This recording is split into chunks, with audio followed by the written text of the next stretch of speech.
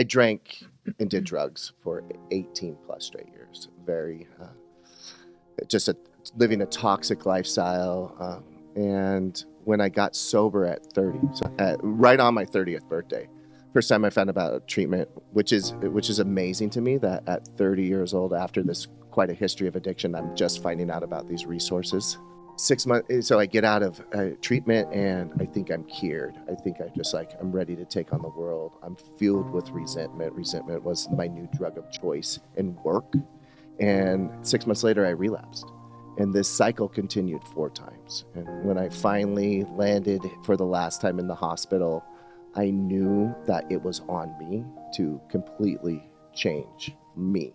And my operating system was broken and that this cycle would continue.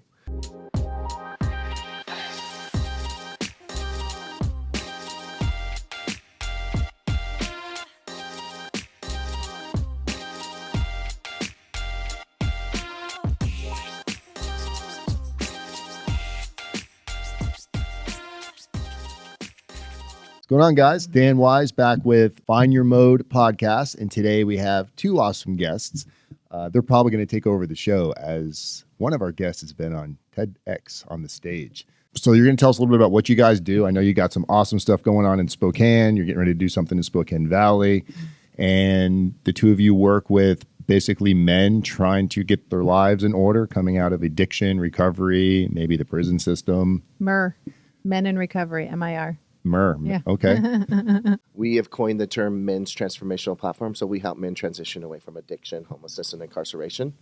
We operate 4 companies that I'm either the founder or co-founder of. The 4 companies work hand in hand. It's very gray. Often guys don't know which company they work for. But we have sober transitional housing with Pura Vida Sober Living. We have a construction company. We mostly do residential and commercial renovation. But that's Revival General Contracting. Our headquarters in our heart and soul right now is in Spokane. That is our 501c3 nonprofit where we give away life-affirming activities to build community. And we just started up our social enterprise in the Valley. Is there a story that you have that kind of got you into this? Or did you wake up one day and say, I want to go out and see if we can, transition the world for good? Well, it was naturally a progression. I drank and did drugs for 18 plus straight years. Living a toxic lifestyle. And when I got sober at 30, so my first treatment center I was at 30, and it's the first time I found out about detox. So you were in a treatment center? Yeah. Okay. Right on my 30th birthday. First time I found out about treatment, which is amazing to me that at 30 years old, after this quite a history of addiction, I'm just finding out about these resources. Mm-hmm. And 6 months, so I get out of treatment and I think I'm cured. I think I'm ready to take on the world. I'm filled with resentment. Resentment was my new drug of choice in work. And 6 months later, I relapsed. And this cycle continued 4 times. And when I finally landed for the last time in the hospital, I knew that it was on me to completely change me. And my operating system was broken and that this cycle would continue. And that's what I did. I walked out of the hospital and did everything different. I've worked my whole life. Work was something that real identity for me. When you say work, is your background of work, was it construction? Construction. I worked in the oil field, all blue collar jobs. Okay. And I found identity that rough and tough masculine environment. And I basically did the opposite. When I got to my sober house, I was in a blackout period, so I couldn't go out, and I had massive anxiety. So I Googled how to beat anxiety. A week later, I was in a very small yoga studio. Little old lady walks up to me with a shawl and tells me, "Honey, you're going to be okay."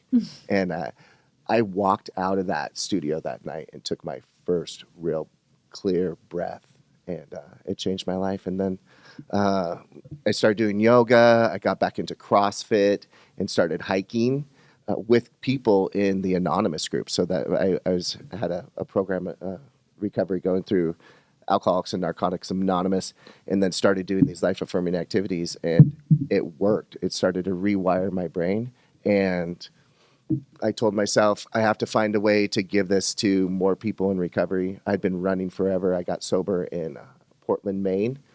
And then I was like, the one place I have to start this is in the hometown where I caused the most damage, where I was been running from everyone, and where I would do the most healing. And I'm here. So for people that might be watching this that are going through active addiction, whether it's alcohol, drugs, at any level, it's been that long since you've taken a drink. But is the steps of recovery, is it still a day-to-day process where you have to remind yourself? Do you ever feel like, hey, I can have one drink, and you have to remind yourself that you can't? Mm-hmm. I don't look at recovery that way. So I have created a life worth not losing. I don't want to be detached from this life. I don't need a drink for anything, not to go on a date, not to go speak in front of 500 people. That medicine doesn't work for me anymore. And so what would be the point of even going back? So I don't need to remind myself of that. Really... But did that happen immediately? No. Okay. No way. Yeah, it's a work. Like for me, when I say do the work inside of recovery, it's what do you need to do to address the underlying conditions of your addiction, and then ultimately move you to becoming your truest, most authentic version of yourself. That is recovery. Getting back to that human being that you were so uniquely created to be.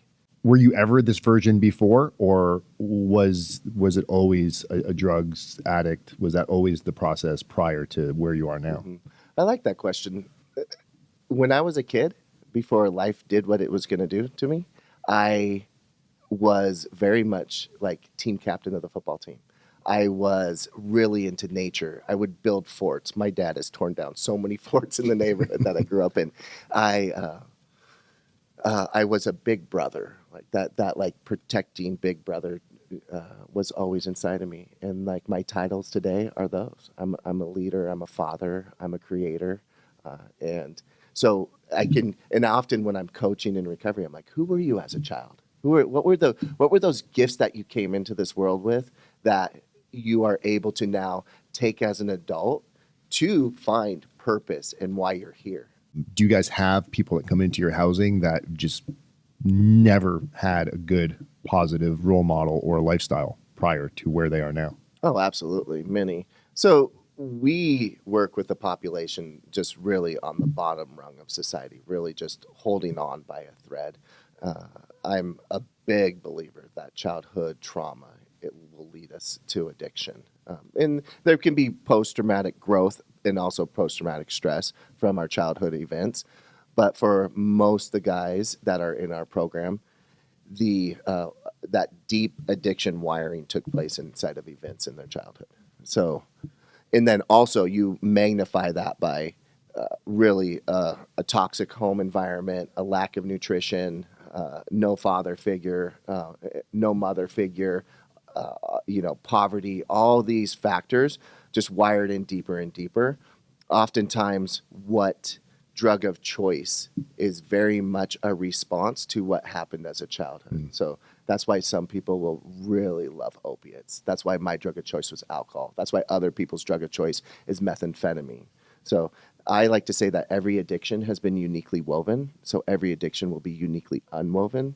I like to look at people completely individually, like what's going on with you, what's your equation right now, and how are we going to use mechanisms to rewrite the script and help you get to that person. That's a really cool, thought-provoking kind of message you just said. Have you found, doing what you guys do, and we're going to get to Natalie in a second here, but have you found with what you're doing, Shawn, that the drug of choice that they're on, is there usually some similarities that have happened throughout their life? If you're like, all right, you're a heroin addict, you're a methamphetamine addict, you're a coke user, or you're abusing alcohol, do you usually find some similarities in their kind of journey? Yes, I like to say that. Well,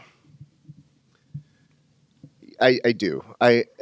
Heroin often will be referred to as like this warm cloak blanket that just like you melt inside of it. It shelters you from the world, right? Where other people will be like, so, and then methamphetamine and even alcohol. So alcohol is an analgesic for me. So I get hyped up, right? So as a as a young boy, I had sexual trauma from sexual abuse, and it made me go inside, deep inside, and I did not want to present myself to the world.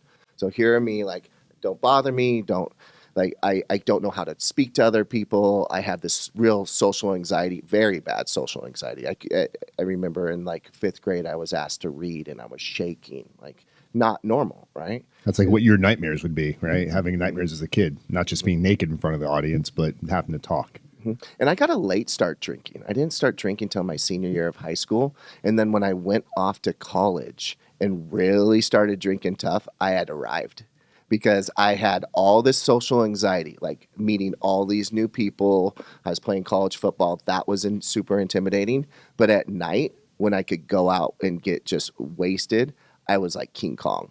I had arrived. And I found, at that time, if you would have told me that I'd ever stop drinking, I'd be like, you're crazy.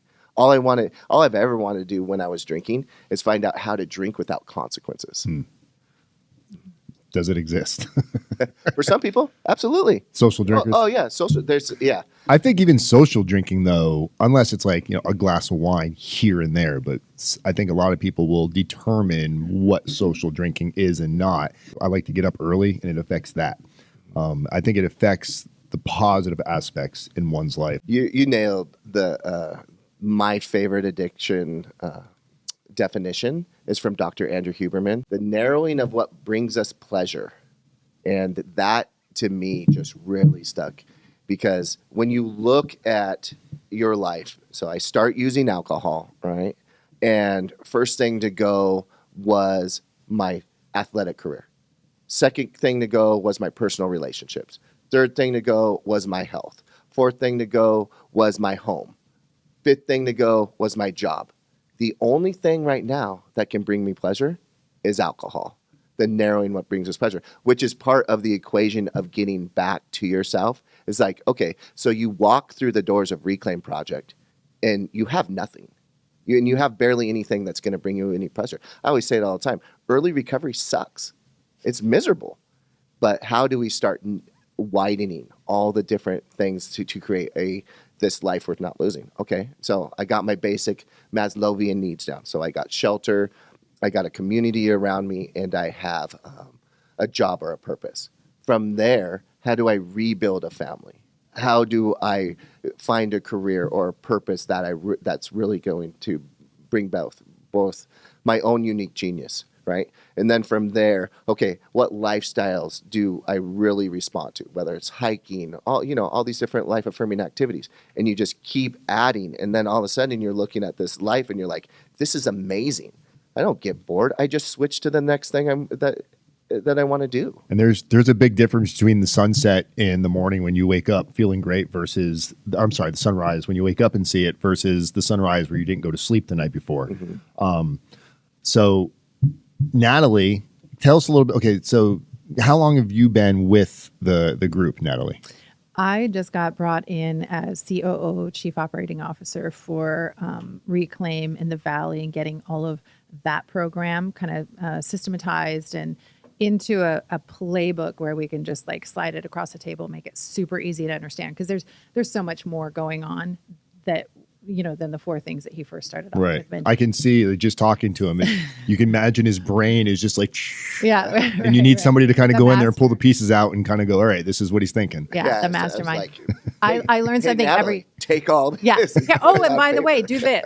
Oh, and hey, can you call that person? Oh, and I met this person. It's like, it's just, I say it's insane, but it's not. It's kind of, I'm loving this relationship because I've known Shawn since 2014 or so. Okay. And I know him through the yoga world. I learned about what he was doing, and I've taught 25 years or so. I just did my first yoga class 2 days ago. Well, I did it a lot in prison, but sweet. Yeah, I'm still sore. Yoga behind bars. Yes. Awesome. Yes. Yeah, it's a great program. Yep. So we want to build the yoga program inside Reclaim program, kind of like the Yoga Behind Bars did. And they got the grants and all of that. So right now there's a volunteer. I've volunteered teaching. And then I kind of moved from volunteering teaching the yoga class. It was a kind of an odd time and only, sometimes 2 would show up, sometimes 6. Right. And, but if we can get a paid position, they can do it 4 days a week. I've taught for so long that I can kind of go through the filter of like how I went from, stage A's to stage B and so on. And I used to say yoga is not the end all be all when I would work in gyms and teach, yoga out there. And again, 25 years ago, yoga was still weird. Now CV has a yoga class and it's packed. I've taught at Gonzaga. What is CV?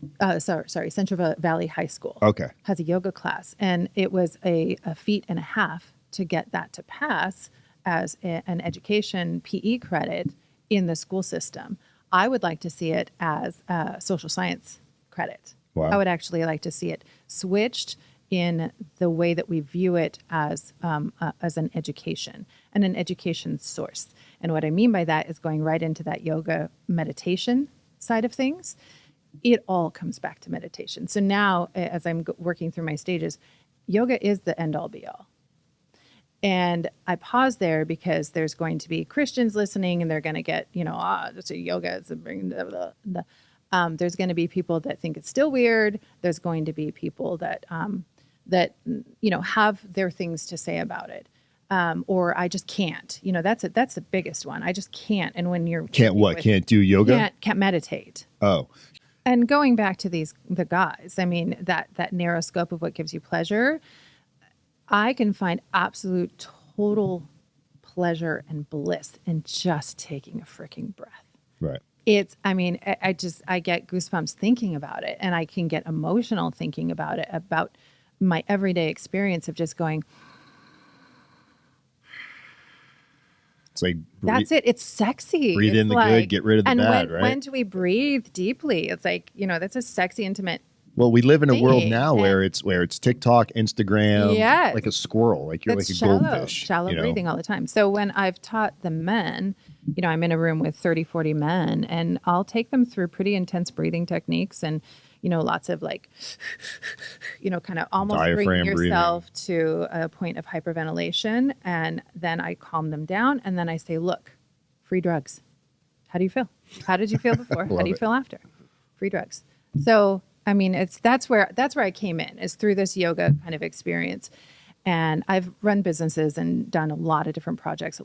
Grew up with brothers and grease monkeys, and love my men. I just love my men. Not close to any of my family. So I think I was thinking about this morning. I think that's partly why I'm drawn to these guys. Like, who's this Yogi Barbie who wants to come in and push these guys around? Can we call you Yogi Barbie for the rest of the interview? Like, why?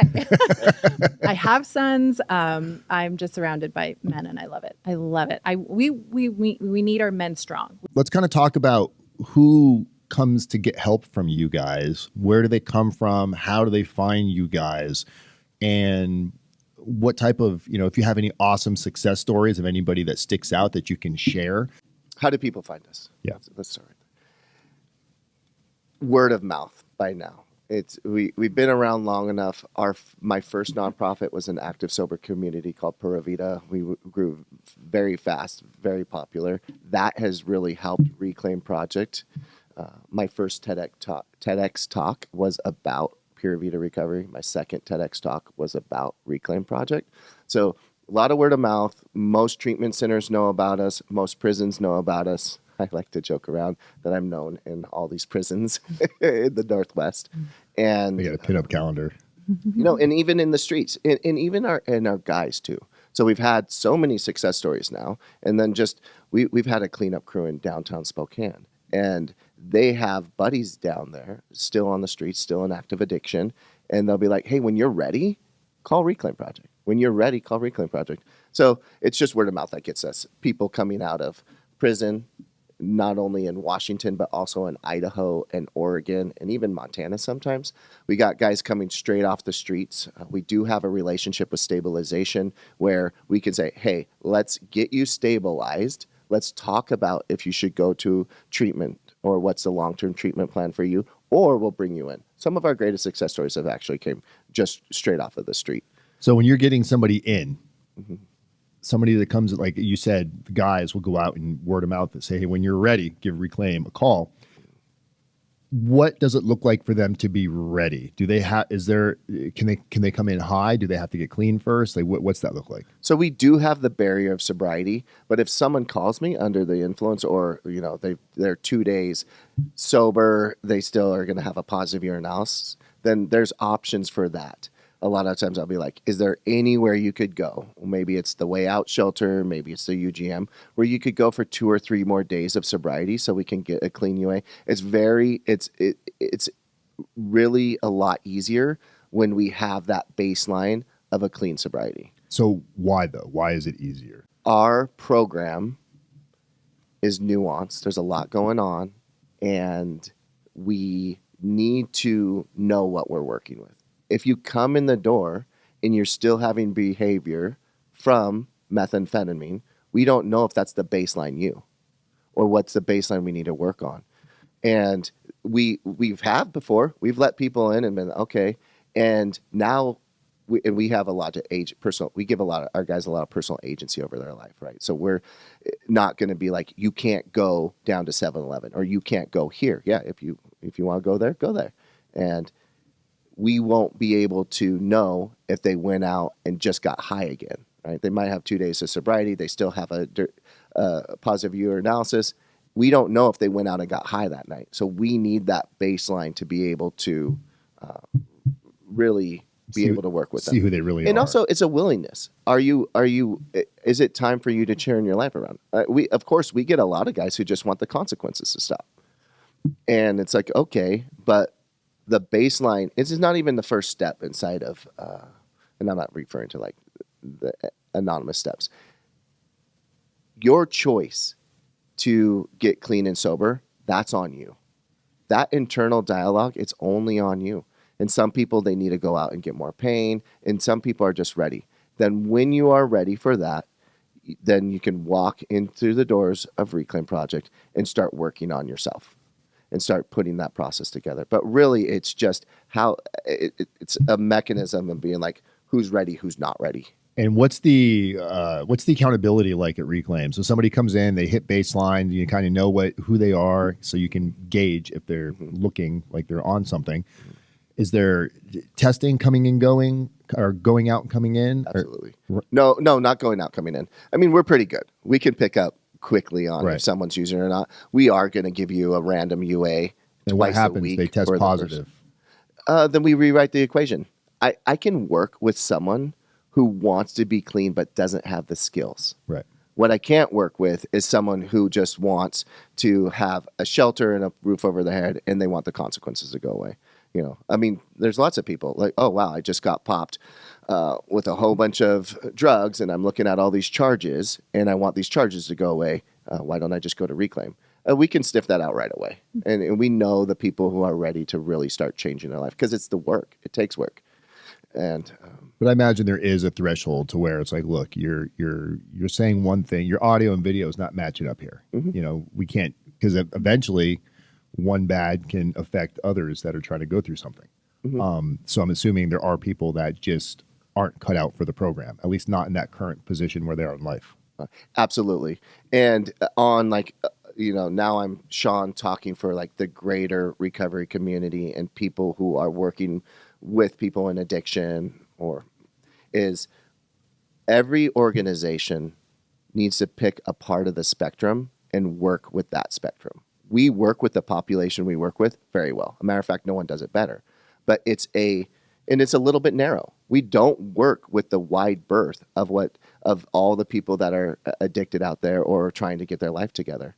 And that's where, so we might not be the best place for someone. We might have give people too much personal agency over life. We'll refer them to someone else. We love to like, hey, you're not ready for us. Let me make a phone call and I'll drive you out there, or my manager will drive you out there. We get that. That for sure. Do you guys have that hub of resource to where if somebody comes to you, but you're not the fit for them, whether it's food bank, shelter, woman that needs, protection from abusive relationships, are those resources easily available for somebody to navigate if they come in, walk through your door? There's not too many situations I see that I don't know someone who I can directly call and be like, hey, this person needs your organization. And it's men only right now. Oh, men only. That's right. They had a period with that where they were co-ed or they were working with men and women, and we've discussed me handling a house for women, which I would consider doing. I think that we do own a house. My partner owns a house where we house 7 men in the program, and I think that it would be a good, useful, thing to do, but. Right now, it's just men only. But the goal for me to come in is to help. Like I said, package it all up, nice and neat, easy to understand, very curriculum oriented with what we do. Because when you first started that questioning, that conversation, there's a chasm between the kind of the viewpoints of all the programs that are out there. There's people over here that do this. There's people over here that do this. Why are they different? Why are you different? This is different because this creates a brotherhood. And if it were a sisterhood that we would open up, then it would be a sisterhood and it would be very feminine. And all women would be welcome and all men are welcome. But there's still going to be yoga. But there's a brotherhood and there's going to be meditation at least, or, flipping the switch and the conversation in one's own mind. When I'm teaching, I always tell people, especially at the end when we're going into Shavasana and it's ready to kind of close it all out, it's almost impossible for the vast majority of humans to quit smoking, quit drinking, quit, whatever negative behavior. You have to replace it with something else, period, end of story. I don't care who you are. You are a cave dweller if you can, just quit smoking and be good with it from the moment you put down that last cigarette. So you have to replace it with something else. So in your mind, in your negative, conversation in one's own mind, you just replace it with something else. And it's really simple to do I am statements. I am well, I am ... Making I statements versus I am right. statements versus the conversation. So it shifts the conversation just out completely.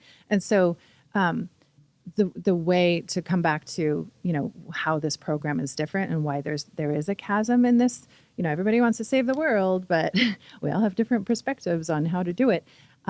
It's the brotherhood. I mean, I see this guy, chomping at the bit, kind of like leading, hey, you go do this, go do that. And he's like keeping them busy and making sure they're on task. Everybody's running around sweating. And he's the leader alpha male. And it's that brother. And they love it. They eat it up. They love that leadership because a lot of these guys never had the leadership. They come from broken homes, a lot of, just horrible drug abuse from the parent, usually the mom, and abuse and all that stuff. So they need it and they love the boundaries. And that's why this program is different. There's an exit strategy. They've got employment and a brotherhood that they can stay with, and they simply have that brotherhood. For the people that come through your doors, I know you said for like the housing, who pays for that? Do they pay for that? Is there insurance? Is there grants? Who can come stay with you, and what's it look like financially? We like to say yes to anyone in any financial situation. We do rely often on third parties to help pay their rent. Rent payments are a really good way to hold a man accountable, to put just enough pressure on him to be able to be like, hey, I got to do something. I got to get my life together. I like to say we will carry the weight a man cannot carry, but it is our job and our responsibility to help him gain the skill sets and give the weight back. So he might not have anything. Trevor is one of my examples. He called me 1 week from getting out of treatment. And 1 week's time is hard to get anything together for anyone. And he's told me flat out, if I go back to the streets, I'm going to die. I was like, all right, we're going to bring you in. We brought him in with no money, with no job skills, really. And we said, here's our 4 core values, which we should go over.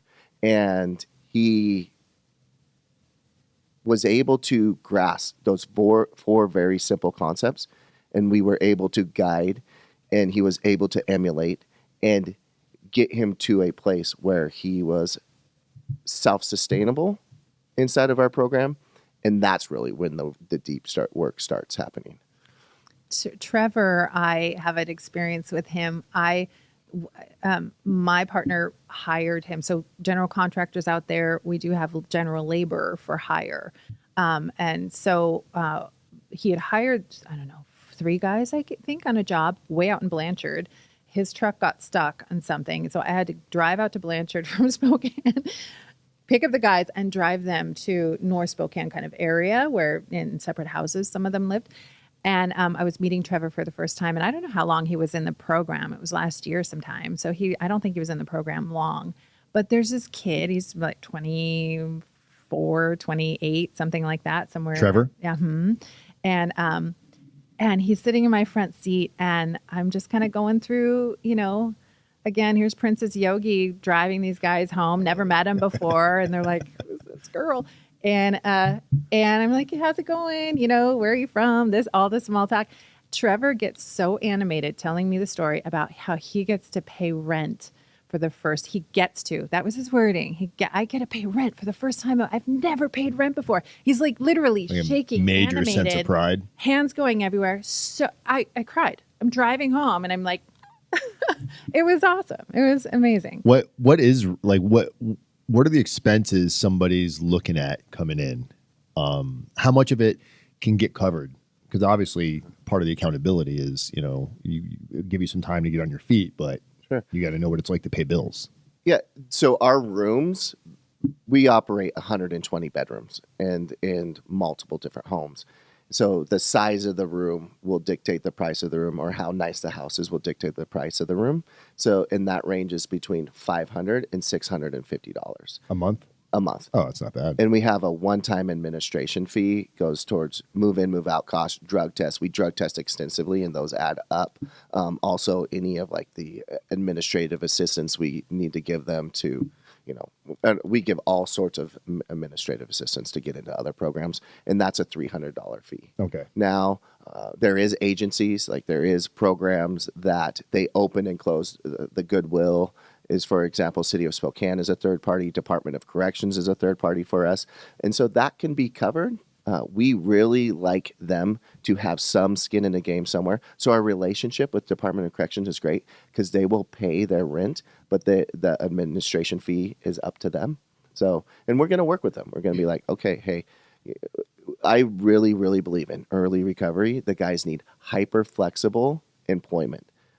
With all the dental appointments, DOC, outpatient treatment, all sorts of things are getting in the way. This idea of like, hey, go work construction 7 a.m. to 3:30 doesn't cut it. Right. Yeah, and so we need to have that hyper flexibility to be like, okay, if you can only work 3 hours a day, great. Let's get the best 3 hours out of you today, and then get you off to your appointments. Hyper flexibility, but work hard. Like they work hard. Are you giving these men the structure of this is going to be really, really hard for you to get back into society? And if you're willing to embrace that, we've got a solution for you. Sure. The logistics of a driver's license or an ID, right, and getting to DSHS for food benefits. Our role, we stay in our lane, and then what we do is we partner with other entities who do like they're called FCS providers, and I'm gonna forget what that means, but basically it's housing and essential needs. So there's organizations out there who are paid from the federal government to help these individuals go and get that license, go and get the these basic needs. The FCS providers that I really like are the ones that make sure that the guy is motivated in doing a lot of the lifting himself, right? The ones that are just like, I'm going to pick you up and then I'm going to do this and then I'm going to pay for it. We want the guys to be building these skills in real time. That's why we put them on this platform. It's like, okay, your basic needs are met. If you don't have money for food, we're going to hand you a food box. If you don't have a ride to work, good. Walk to almost all of our houses are within 6 blocks of our facility, so that we could manage that really good. How far from the bus loop are you guys? We're on the bus loop. Okay. Almost. I mean, we have 2 houses that are further away, but we usually place guys in those houses who are driving, who have their driver's license. Right. And actually, the further away you are, the more we believe in your recovery and what's going on. So we'll put like more of our seniors out there, and put the guys who need more attention like within 6 blocks. We have 52 bedrooms within 6 blocks of our headquarters. So it's very much like we use our rooms like dorms. We only do single room occupancy. It's a big thing for me. I believe that every man who's coming back into the world deserves his own space, even if it's a small little room, to make his. And that's also where we can hold him accountable. What does your space look like? Your space. So you could blame the dishes in the sink on someone else, but you can't blame your bed looking like that, in your room looking like that. That's on you. And then all the analogies of like what our space looks like is what our brain looks like, right? I'm a big believer in what would be like locus of control of your life, or personal agency, or sovereignty. You're a grown man. If you want if you want someone to act like a grown man, first you got to treat him like a grown man. Right. And you have to trust and entrust in them for them to really flourish. Lots like Trevor. I remember Trevor, the first job site we ever put him on, we had him go demo a floor in a restaurant. I left him there with a lead, and he's like, did Shawn just leave me in this restaurant all by myself with this one other guy? He's like totally surprised. Like, wait, this is me? And he ate up. He's like, oh, wow, I'm going to get this floor done. Right. So I had to, in early recovery is so messy, right? It's really difficult, especially when you're like, hey, we're here to serve you in this platform in the way, with the boundaries and barriers that we set up. But we're going to deal with personality flares up. We're going to deal with interpersonal conflict. We're going to deal with all these things, but that's what we're designed to do. And that's part of the healing process. You know, the humility that comes with like, hey, I have to walk to work for the next 3 months. All these guys who like have been driving on suspended license, or driving in a stolen car, right? It's like, no. Guess what? You're going to humble yourself and walk to work for the next 3 months. Bro, it's like I feel like he's talking to me right now. Coming home from prison, I did not have a valid driver's license probably for like the last 5 years of my life. And coming home from prison, I found out, because of my own stupidity, these little speeding tickets I had here and there that were like a $50 ticket here, $100 ticket here, ended up being like $8,000 worth of suspension fees and everything else. So I had to Spokane County, I had to go to the bus stop every day. I had to get on one bus, go to another bus, go to another bus. And it was so weird standing at a lot of these bus stops as cars would drive by, because you could just feel the way you would be looked at sometimes. And it was just like, oh my God, what these 4 cores that you tell people, if you can work with these 4 cores, we can work with you. What does that look like? Mm-hmm. I think it was Einstein who said, if we can boil it down to its like simplest form, then we truly understand it. So our 4 core values are: we work hard, we protect our brother, we give more than we take, and no complaining. And almost every single person who gets kicked out of our program, I can point to the core value that they broke. And it sounds so simple, but it really, like, when these personality conflicts or these conflicts come up, or these decisions that they're making, they can all boil back down to those core values. The simplest way for me to teach men about masculinity is through the core value of give more than you take. We are put on this planet to become providers, protectors, and it feels good when you're like lifting weight. You know, Dr. Jordan Peterson always talks about, like, as men, I always say I know a whole lot about men and I know nothing about women. Right? But so the more weight we can carry is our responsibility as men. And I love the weight on my shoulders right now. And it's just another reason not to drink. I wouldn't dare drink. I wouldn't throw away my responsibility to these 200 men. When you group us all together, it's 200 men instead of all about the different groups. I wouldn't throw away my responsibility to my son. I wouldn't throw away the calls I get late at night from my little sisters needing a ride home, like a sober ride home. Like, that to me is the juice of life. Mm-hmm. And this is what we want to give the guys. And it goes back to entrusting them again. No, we're entrusting you on this job site. No, we believe in you. How many of these men have never been believed in one day in their life? How many of these men have never had life talked into them? Been like, no, you can do that. Get back in it. How many men, like, a lot of times, like, so for me, I'll always go back to the analogy of like, I would never give up on my son learning how to walk. I would never be like, no, we'll work on walking next year. No, we're going to work on walking today. No. And if you want to be sober, we're going to work on being sober today. We're going to work on personal accountability today. We're going to work hard today. And your work hard is not going to look like my work hard. I've been doing this now for 9 straight years. Of course I have a different endurance, but what I want to see is your heart in it. So when you see somebody struggling, do you go to, because obviously you've probably explained the 4 cores pretty in depth at this point. So if somebody comes in, I'm struggling with this. Do you stop and go, hey, which one of these 4 cores are you struggling with right now? To get them to internalize, to kind of root it back to where they want to ride? Yeah. One of the reasons I love our Valley campus is we're going to be able to have 30 to 40 workers on site. And instead of me having to go to all these different job sites and I only being able to like interface with like 6 or 7 of our guys in the job site, I get to interface with like 30 guys. And last week we had a beautiful example of a guy who was just struggling emotionally. He's like, I don't think I can do this. I don't know. Man, I'm ready to give up. And I was like, perfect. Let's talk about this right now. And we were able to take a timeout, right? He's at the thrift store. He's sorting stuff. So it's like, we can take a timeout right there. Like if we were setting tile, we couldn't take a timeout right there on that job site. So pull him into the back room and I'm like, let me have it. What's going on with you? And like by the end of it, we're both in tears and we're like I'm encouraging him and I'm getting like teared up thinking about it right now. But his, those moments, they only last for so long. Yeah. And if you have the right person there at the right time, we can guide them through it. And that's in the leadership at Pura Vida. Almost all of us come from lived experience.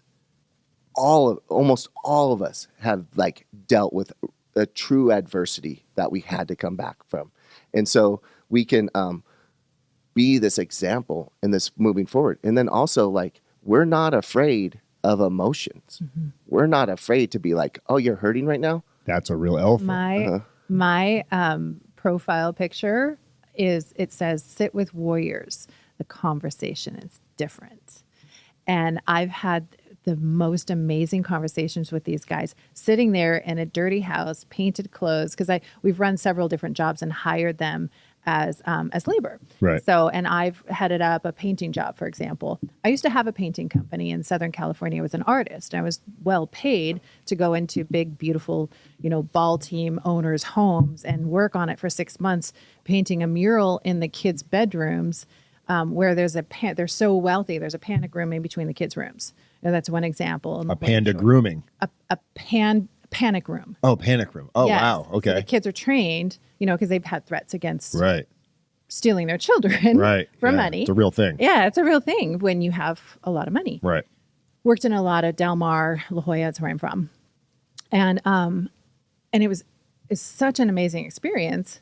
I've been on really cool construction sites. Again, one of the few women that are on it, right? Or in that kind of environment.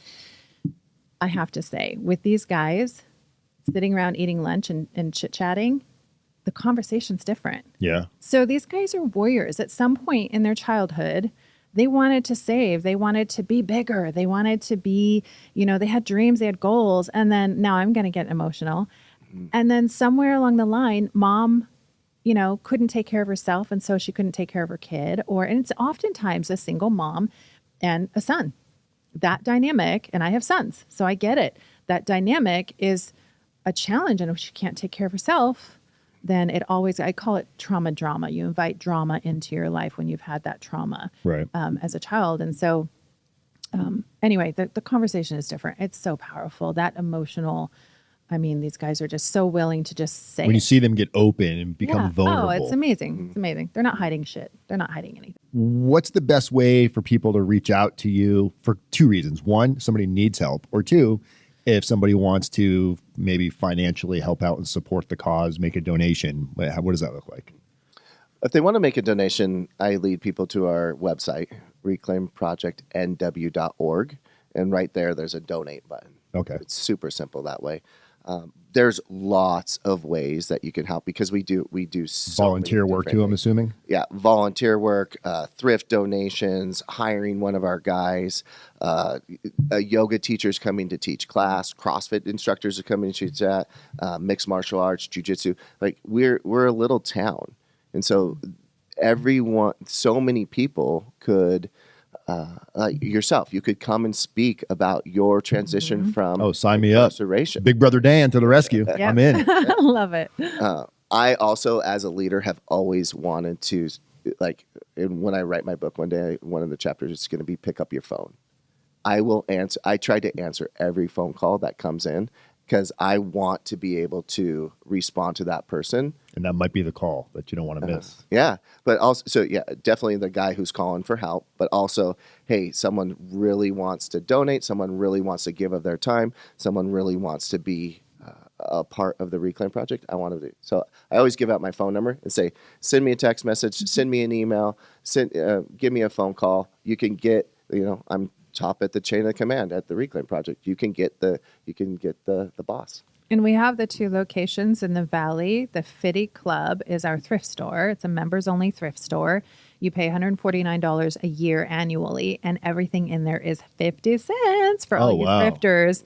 50 cents, furniture, lamps, a lot of the stuff. We don't plug it in, but a lot of the stuff is working.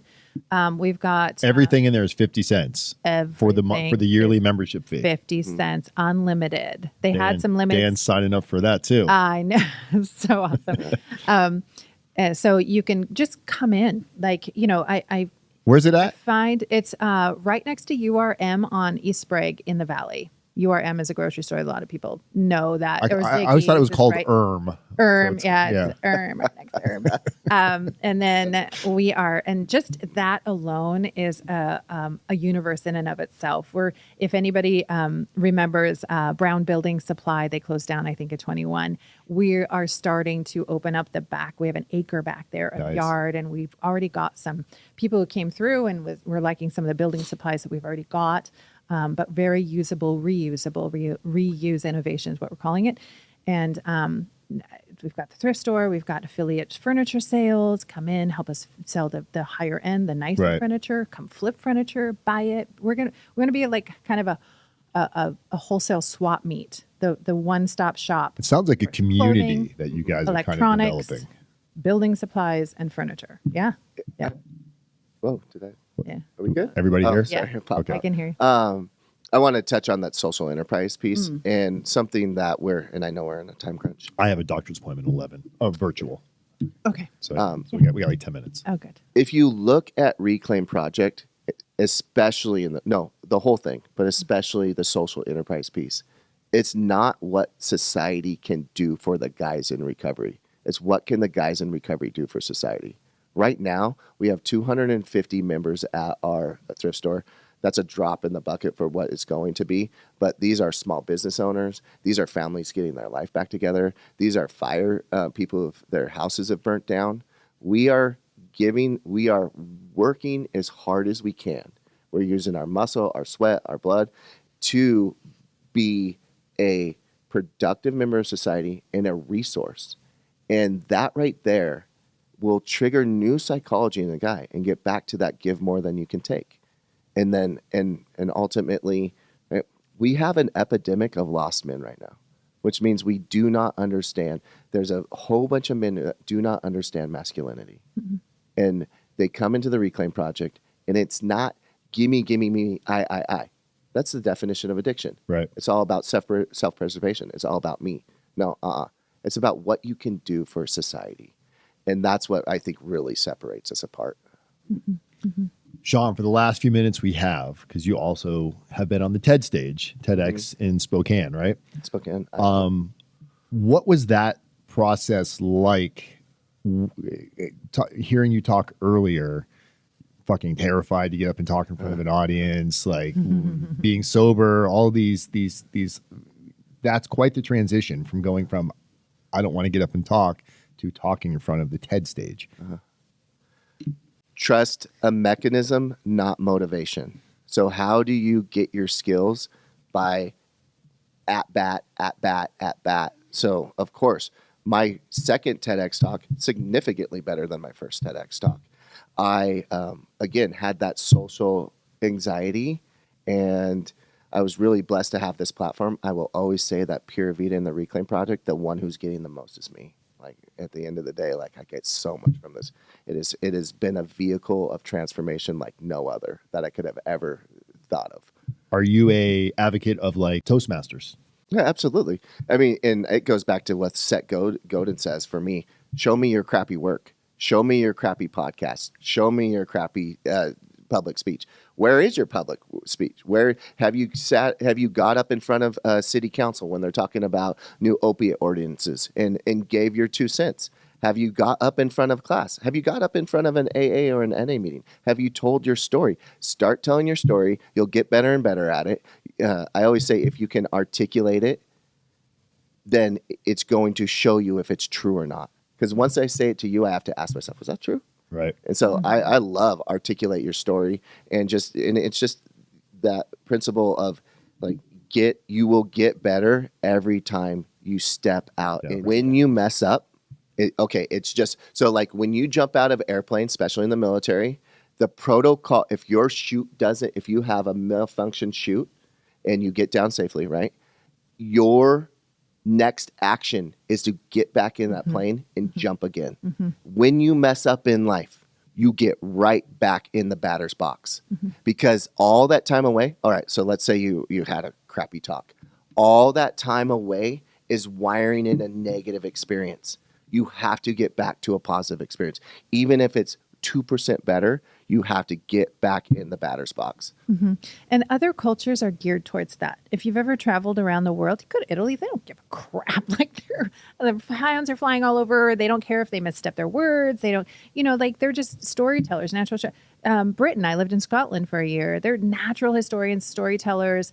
They don't care if they take their instruments to the pub. They don't care if they mess up.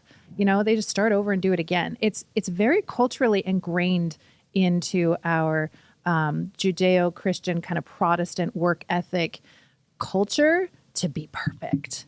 And that it's all on the outside. It's all bullshit. It's all surface level. I call it topsoil thinking. Like it's all just right here on the surface. And it's stupid. At the end of the day, it's dumb. Just cry to me. Tell me your story and then tell it 500,000 more times. And then it just becomes a story and not part of you. Well, it sounds like you guys have found the superhero, Shawn over here. He's found a superpower that is able to, he's a channeler. With great responsibility comes great power, or with great power comes great responsibility. We've all seen Spider-Man. We're going to share all the information over at Reclaim Project Northwest, and you can also go check out the Fiddy Club, and a couple $100 a year, a little bit less, 50 cents. You can pretty much set up your whole house. We're game changers. Game changers. Yeah. Well, thank you guys so much. Guys, thank you for having us. Dan Wise, Find Your Mode podcast, Spotlight Thursday. This is going to be a fun one, and I think we're going to have them back very, very soon. So thank you both for coming, guys. Appreciate it. Yeah, thank you. Honor. And that's a wrap.